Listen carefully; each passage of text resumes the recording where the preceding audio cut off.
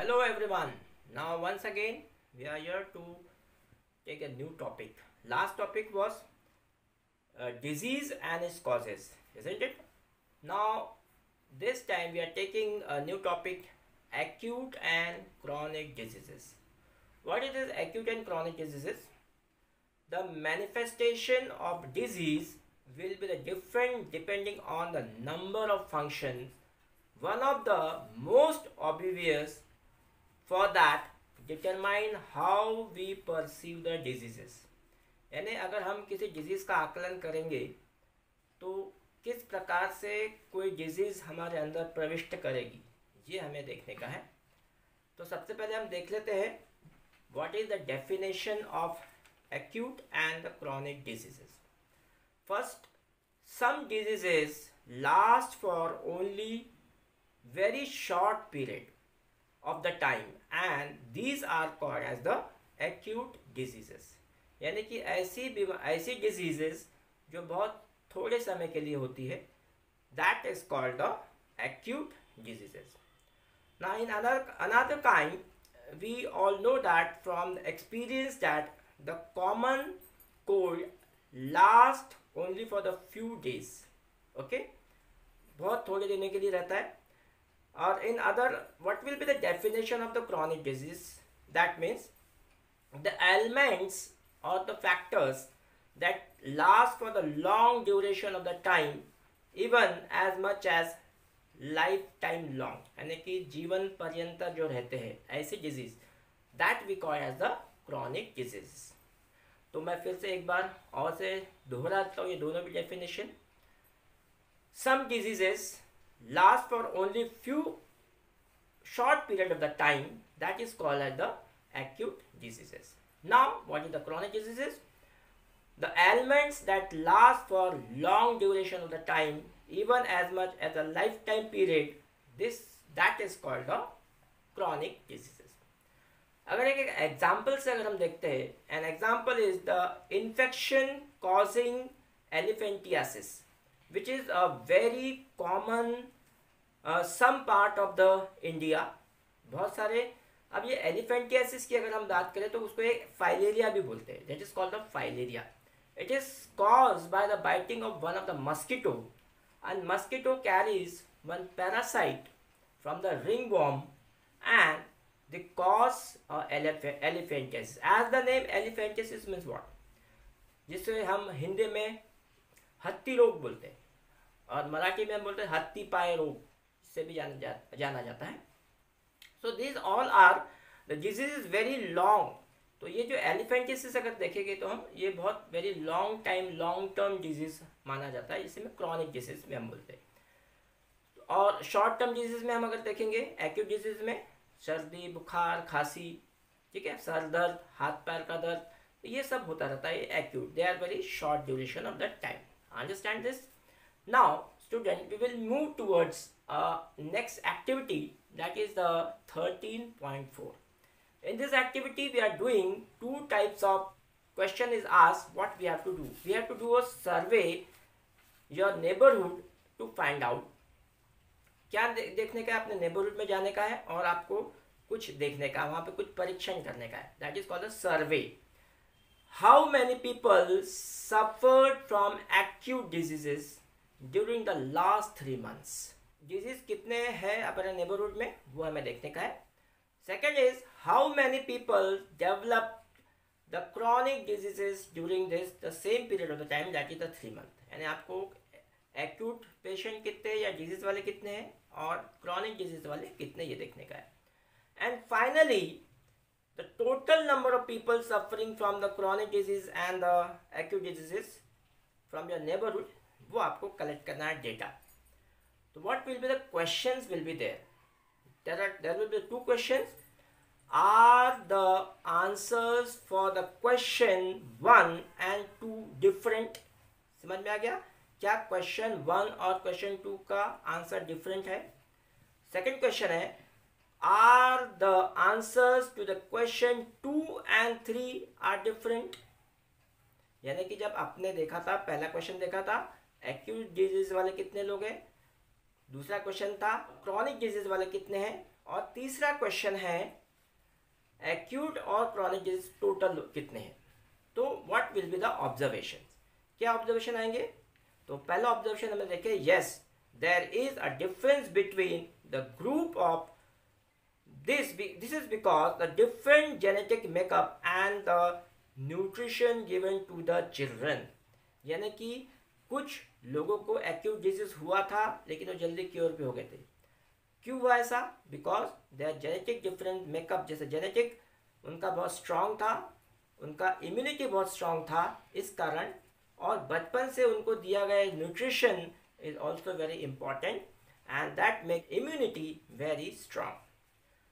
Second answer is I don't think so because I observe a clear difference, यानी कि मुझे नहीं लगता कि कोई ऐसा कुछ डिफरेंस मिला, या क्रॉनिक डिजीज में बहुत सारे ज़्यादा मिले या कम मिले, जो भी मिले जितने भी मिले वो अपने अपने स्थान पे सही थे। तो I don't think that so because I observe a clear difference. तो क्लियर डिफरेंस हमें मिला नहीं, इसमें अलग अलग तरह की बीमारी के अलग अलग लोग मिले। तो ये हो गया अपना activity number 13.4. So student, we will move toward the next topic, that is chronic disease and the poor health. अब हमें देखा कि एक्यूट डिजीज जैसे सर्दी, खांसी, बुखार, cough and cold, headache, leg pain, hand pain, body pain, ये सब होता है। मगर what are the diseases which comes under the chronic diseases? तो मैं यहाँ पे एक एग्जांपल्स बता रहा हूँ कुछ क्रॉनिक डिजीजेस का। Arthritis is one of the chronic diseases, asthma is also the chronic diseases, cancer is called as again the chronic diseases, and diabetes is also, and the Alzheimer. So these are the few diseases are there which can be comes under the chronic diseases. Now as we can imagine, acute and chronic diseases have different effects on our health, है ना। हमने देखा था कि short duration पे भी थोड़ा effect होता है और लॉन्ग ड्यूरेशन का तो बहुत ज़्यादा होता है। Any diseases that cause for poor functioning and some part of the body will affect our general health as well, यानी कि कुछ डिजीज अगर हम देखते हैं तो जनरल हेल्थ पे उसका प्रभाव दिखता है।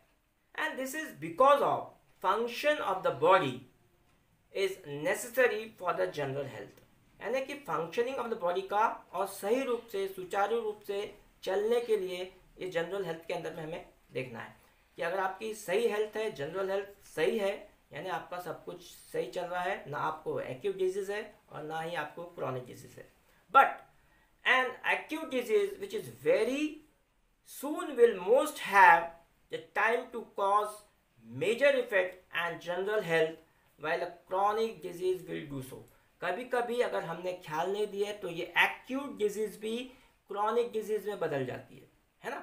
तो अगर हमने उसको शुरुआती तौर पे हमने उसको लाइटली लिया तो फिर वो धीरे धीरे क्रॉनिक डिजीज में हो सकता है वो 2 महीने के लिए हो जाए, 3 महीने के लिए हो जाए, भले लॉन्ग लाइफ टर्म के लिए ना हो लेकिन वो छोटे पीरियड के लिए जरूर हो सकता है, या 2 या 3 महीने के लिए। एक एग्जाम्पल हम लेते हैं। For an example, think about the cough and cold. Okay, cough and cold example for us and have from time to time, जो हमें बार बार time to time होता रहता है। Within a week or so on, और एक हफ्ते से ज़्यादा या 1.5 हफ्ते तक हमें वो होता है।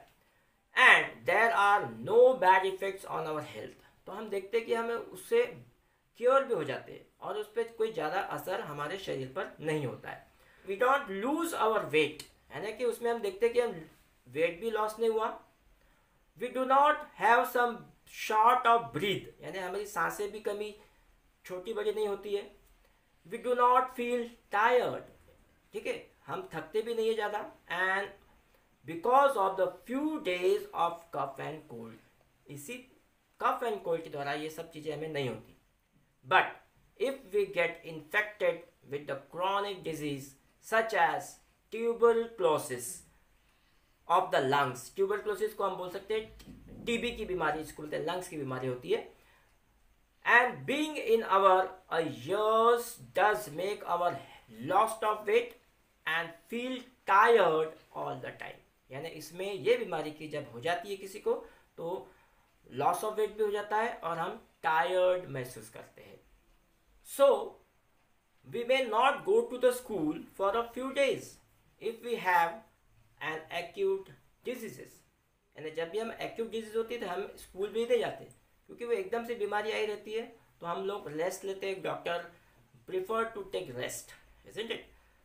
बट chronic diseases की जब हम बात करते हैं, will make it difficult for us to follow what is being taught in school and reduce our ability to learn.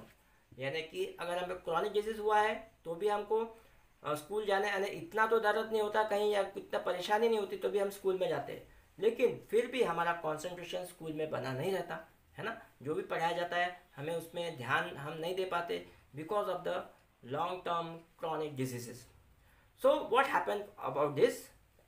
We are likely to have prolonged general और द पुअर हेल्थ. जनरल और the poor health यानी general health से हम कहाँ चले आ जाते हैं? Poor health में आते हैं if we have a chronic diseases. तो जनरल जो हेल्थ रहती है उससे जब हम क्रॉनिक डिजीज में पहुँचते हैं तो हम थोड़ा एबनॉर्मल महसूस करते हैं. भले ही हमको एकदम से वो नहीं होता, हम स्कूल भी जा रहे हैं, लेकिन फिर हमें वो परेशानी होती है. That is why we are not able to concentrate in the school. So chronic diseases therefore have a very long, or we can say the drastic long term effects on our people's health as compared to the acute diseases.